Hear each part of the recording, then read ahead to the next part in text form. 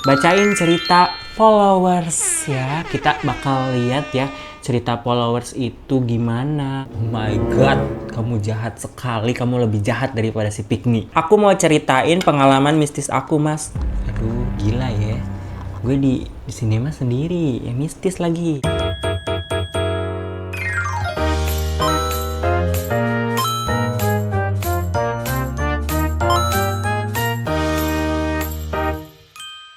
Halo mas, semoga cerita aku dibaca. Pasti. Jadi aku punya masa lalu. Kita putus di tahun 2024. Semenjak putus, aku tutup akses semuanya. Tapi dia selalu cari cara buat hubungi aku lagi. Pas aku kasih kesempatan, jawabannya semena-mena. BTW, dia yang mutusin duluan ya. Dan aku cewek. Sampai tahun 2026 ini aku masih diteror mas, pakai nomor baru, IG baru. Iya ya, biasanya gitu ya, pakai IG yang tag-tag gitu ya. Sampai temen dia DM aku, TikTok aku, gara-gara dikomenin pakai akun baru. Dia chat lewat get kontak, tapi pas aku tanya jawabannya selalu nggak bener, nggak tahu. Dah mau gimana katanya. Satu-satunya jalan emang harus ganti nomor deh ya. Iya betul. Soalnya aku masih pakai nomor yang sama sampai di tahap dia lagi sekarang deketin teman aku. Wak katanya. Tanggapan mas buat cowok begini tuh maksudnya ya mau gimana ya, udah diobrolin berdua juga tetap gak ada titik solusi. Aku capek mas dan sampai sekarang masih hubungi aku terus walaupun sekarang udah ada sama cowok yang lebih baik, insya Allah. Udah deh mas, segitu aja. Kalau menurut aku ya, aku sempat kayak pernah ngedengerin curhatan temen aku juga yang begitu ya. Kalau menurut aku, kamu itu kayak dia kan ngehubungin kamu terus. Intinya tuh jangan sampai ada kesempatan buat dia masuk ke kehidupan kita lagi. Misalkan dia nge-DM lu gitu kan, lu blokir langsung. Misalkan dia ngechat ke nomor baru lu, blokir lagi. Sampai dia kehabisan cara buat menghubungi kamu. Nanti orang-orang seperti itu tuh sebenarnya kayak gagal move on aja sih. Kadang juga ada orang yang begitu, cerita begitu, tapi dia masih tetap ladenin responan dia. Masih kayak marah, lu ngapain sih chat gue? Harusnya lu blokir semuanya. Misalkan tiba-tiba nelpon, ada nomor baru nih, siapa nih? Dia katanya halo. Ya udah blokir. Terus juga ada nomor lagi atau masuk pakai chat atau nge-DM-in temen lu. Ya udah, lu nggak usah direspon, lu kayak anggap dia tuh udah nggak pernah hidup di dunia ini gitu.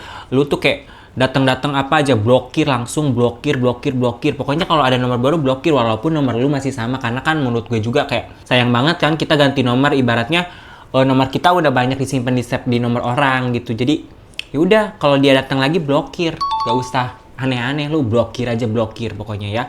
Jangan sampai dia ada kesempatan buat masuk kehidupan lu lagi. Dan buat kamu sama pasangan baru kamu, pacar baru kamu, semoga kamu langgeng ya. Semoga pacar kamu baik dan juga nggak lebih buruk daripada si itulah pokoknya. Semoga aja kamu hubungannya langgeng ya terus, dan semoga kalau misalkan kamu mau nikah, semoga cepet nikah dah pokoknya. Itu intinya, kamu nggak boleh nengok ke belakang lagi. Biarin aja tuh orang-orang yang masih nggak bisa move on, kebakaran nama dirinya sendiri. Pokoknya kalau dia mau masuk kehidupan kita langsung blokir.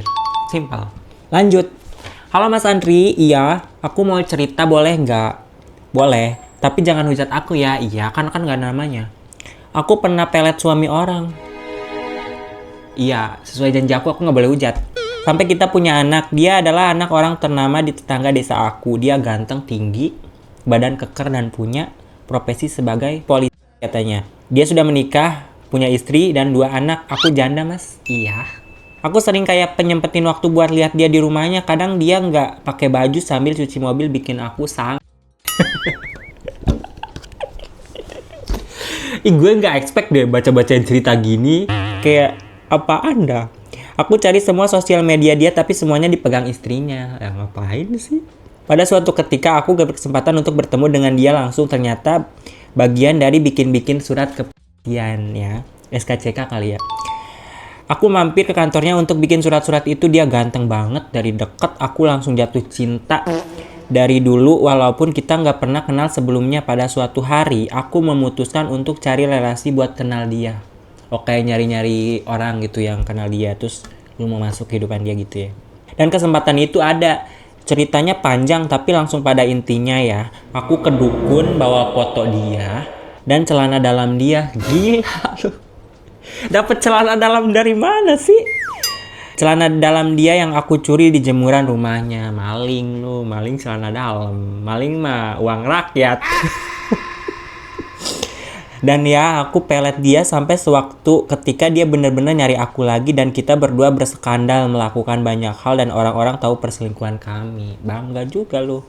Motherfucker, man. Motherfucker, man.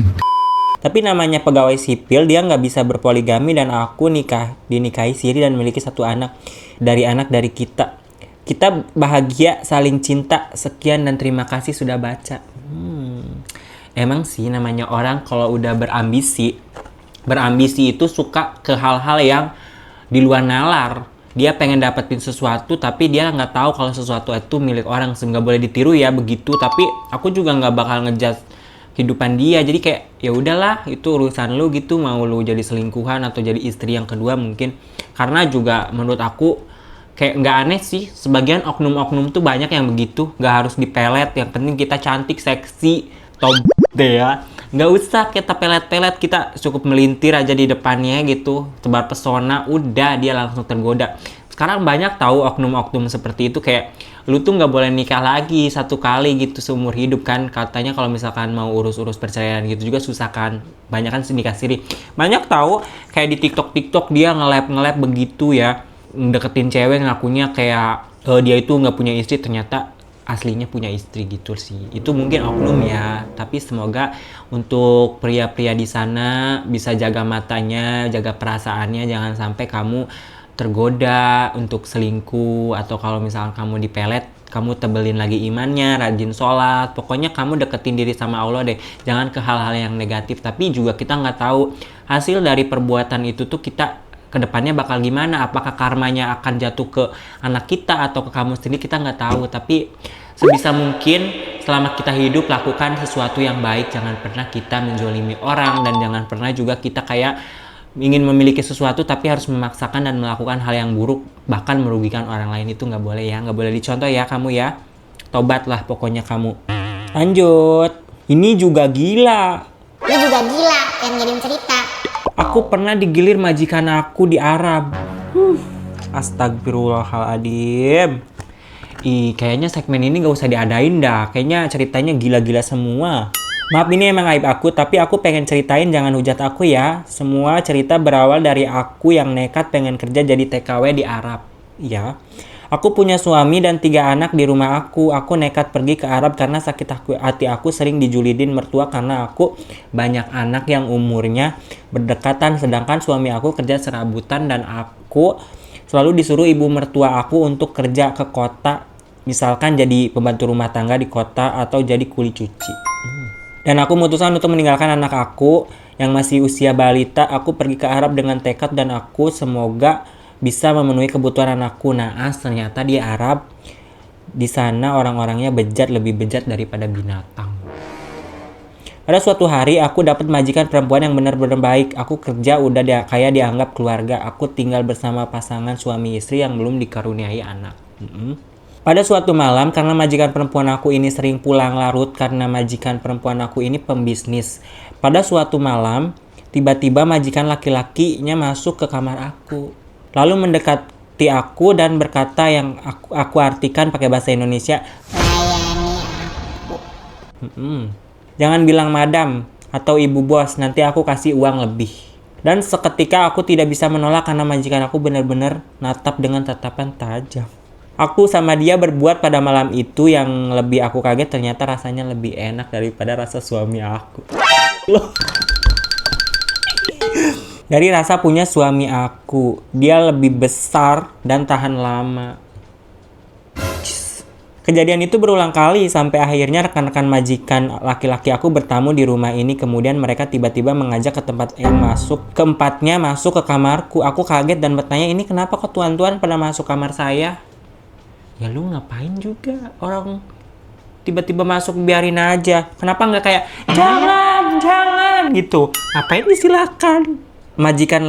Majikan bos lakiku menjawab, tolong layani aku dan teman-temanku. Ini. Nanti kita kasih kamu tip yang lebih besar dari kemarin. Aku yang sangat butuh uang dan berambisi untuk sukses di Arab pun mau melakukannya lagi sampai berulang dan kejadian itu berlangsung sampai 3 tahun sampai kontrak aku habis. Itu namanya gila tahu, udah 3 tahun ngelakuin gitu lu sama aja kayak menjual diri lu. Jangan gitu anjir. Dan ketakutan aku selama ini terjadi, aku hamil dan pulang dengan keadaan hamil. Dan aku tidak memberitahu suamiku kalau aku hamil dan aku pulang kemudian melakukan hubungan dengan suamiku dan aku lalu bilang kalau aku hamil dan lahirlah anakku tapi anakku mirip orang Arab. Ya iya, mirip siapa? Masa mirip gue? Kan nggak mungkin. Dan sampai anak aku sekarang umur 6 tahun dia mirip Arab banget. Kadang aku nyesel juga sih kenapa ini harus terjadi kepadaku. Jangan ditiru ya, ini hanya pengalaman buruk aku, terima kasih. Sebenarnya itu bukan pengalaman buruk, itu lu aja yang bikin cerita buruk sama hidupan lu. Lu tuh udah tahu kayak lu tuh dibikin sakit hati sama mertua lu suruh kerja, suami lu juga pengangguran gitu kan. Yang maksud gue kerja yang bener lah gitu, optimis gitu, jangan hanya karena lu pengen sukses lu rela melakukan begitu, rela merendahkan harga diri lu sebagai wanita sampai hamil. Sebenarnya kejadian ini tuh kayak banyak banget sih di kampung-kampung aku pun ada, pokoknya di desa-desa kecil tuh orang pulang dari Arab tuh suka hamil tapi nggak tahu kayak udah tiba-tiba ya udah dianggap anaknya aja. Kadang ya kalau misalkan si majikannya itu bertanggung jawab, dia sampai ngebiayain anak itu sampai besar loh. Ada loh pembantu yang di Indo gitu. Mungkin kamu kayak apesnya aja bisa bawa anak, tapi kan kamu dapat duit dari orang-orang itu. Ya maksud aku tuh kayak lu juga digilir sama temen-temen bos lu, ngapain lu mau nggak kayak teriak tolong gitu kan. Tapi sih emang kalau misalkan kita sendiri kayak membantah gitu, kita juga sering dipukulin ya. Susah sih jadi TKW. Ya pokoknya nikmatin aja atas apa yang udah lu lakuin pas lu di Arab gitu. Ya nikmatin aja, itu mungkin buah yang lu petik gitu. Ibaratnya sesuatu yang kamu tanam akan kamu petik di kemudian hari. Ya itulah risikonya punya anak Arab. Nggak apa-apa kali, orang Arab juga gede-gede ya. Lu juga gila bilang kayak punya suaminya lebih kecil, gila. Kita lanjut. Ini lumayan banyak-banyak ya. A few moments later. Hai Mas Andri, aku mau ceritain kisah uaku. Ua ini kakaknya ibuku. Ua ini tinggal berdua dengan suaminya. Anak-anaknya sudah menikah jadi pisah rumah. Suatu hari ada keluarga baru yang pindah ke rumah di seberang rumah ua aku. Selayaknya tetangga aja lah ya. Mereka sering tegur sapa pas lagi ketemu. Lama-kelamaan makin deket ya, sering dikasih makanan dan ngobrol gitu deh. Tapi suatu ketika si bapak dari keluarga ini yang bekerja sebagai pengacara ini kalah dalam satu kasus. Bapak ini jadi kurang laku. Semenjak itu bapak ini sering bikin tetangga risih. Contohnya pas keluargaku lagi kumpul di rumah uaku, dia tiba-tiba putar musik kenceng dan di dalam rumahnya kedengaran sampai rumah uaku. Tentu kita yang lagi kumpul ini kaget dong. Uaku bilang, udah biarin aja, lagi stres orangnya. Beliau ini orang emang sering ganggu tetangganya yang lain juga. Sering banget tiba-tiba datang ke rumah tetangga yang lain terus marah-marah gak jelas gitu dan bikin warga sekitar ini risih banget. Suatu hari lagi ada pemilu, si bapak ini datang ke tempat pemilu bersama anaknya yang masih kecil untuk nyoblos. Sesudah nyoblos, dimarah-marah ke petugas terus ngeludahin petugas. Gila.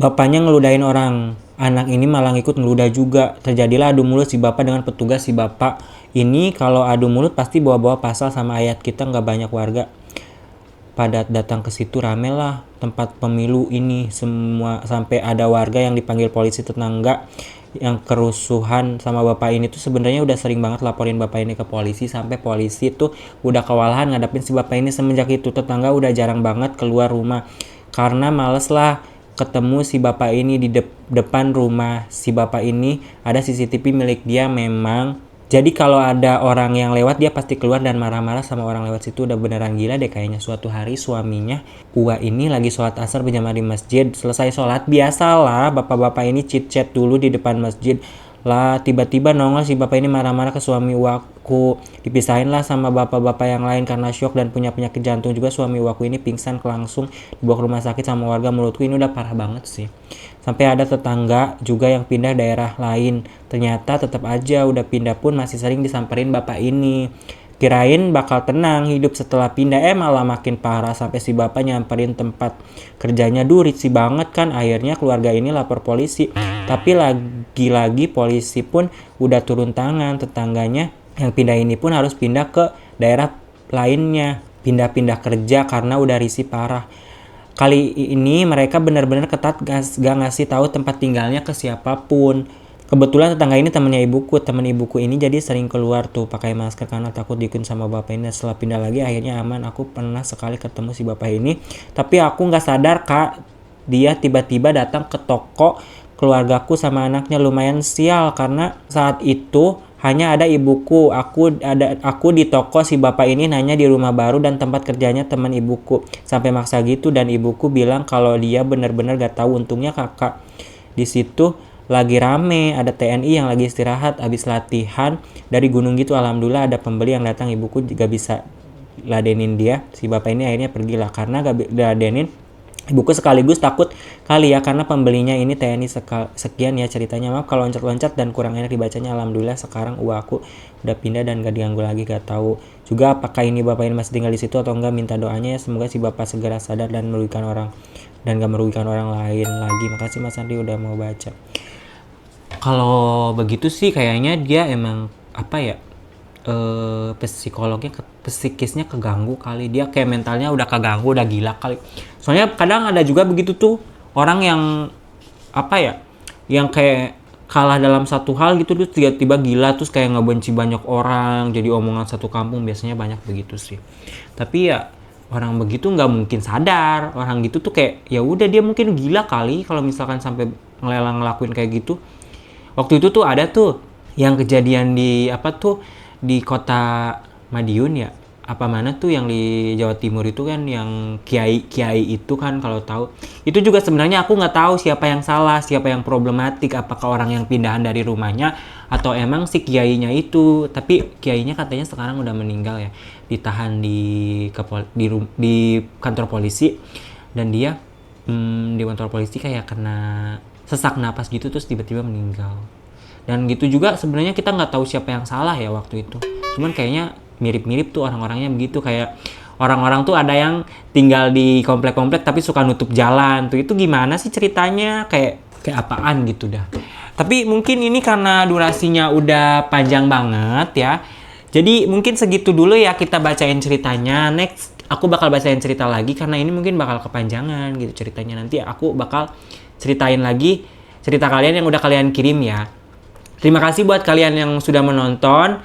Cukup sekian dulu video kita kali ini. Terima kasih buat kalian yang sudah mengirim cerita juga. Jangan lupa like, komen, dan juga subscribe-nya. Dan kalau kalian mau kirim cerita dan kalau misalkan konten ini rame, aku bakal bacain cerita lagi sambil makan. Ini makannya agak lumayan terganggu ya. Terima kasih buat kalian yang sudah menonton. Sampai ketemu di next video. Bye-bye semuanya.